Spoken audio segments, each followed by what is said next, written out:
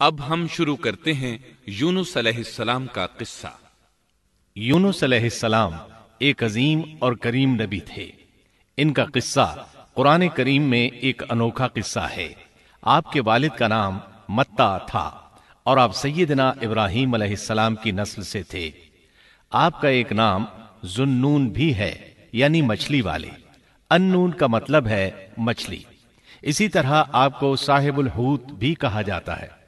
اللہ تعالیٰ نے آپ کو ان سب ناموں سے پکارا ہے۔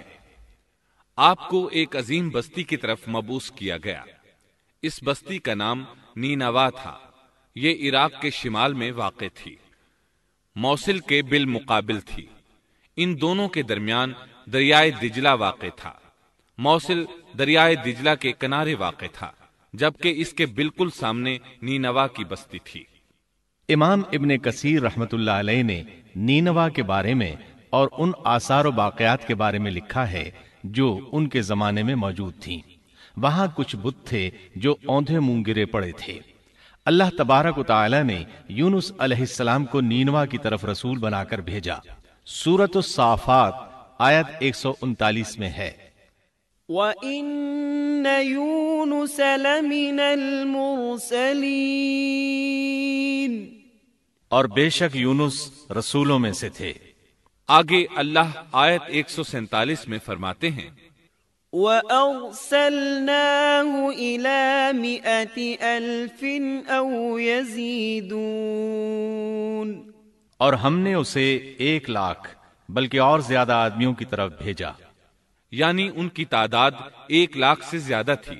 رہا یہ سوال کہ لاکھ سے کتنے زیادہ تھے، اکثر علماء کرام نے وضاحت کی ہے کہ وہ 100,000 سے قریباً 20,000 زیادہ تھے۔ اس طرح بستی والوں کی تعداد 1,20,000 تھی، اور یہ سب کے سب کفر پر تھے۔ یونس علیہ السلام انہیں سال ہر سال دعوت دیتے رہے، لیکن وہ اپنے کفر ہی پر ڈٹے رہے۔ پھر انہوں نے سیدنا یونس علیہ السلام پر ظلم و جبر شروع کر دیا، انہیں دھمکیاں دیں، مصائب و آلام سے دوچار کیا۔ مطلب یہ کہ جس طرح دوسرے انبیاء کرام کے ساتھ کیا گیا، ان کے ساتھ بھی وہی سلوک ہوا۔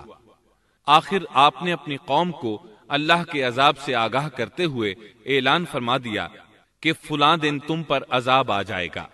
پھر خود غصے کی حالت میں اس بستی سے نکل گئے، جبکہ اللہ تعالیٰ نے انہیں متعین دن کی مہلت دینے کی اجازت تو دی تھی، لیکن اس بستی سے نکل جانے کا حکم نہیں دیا تھا۔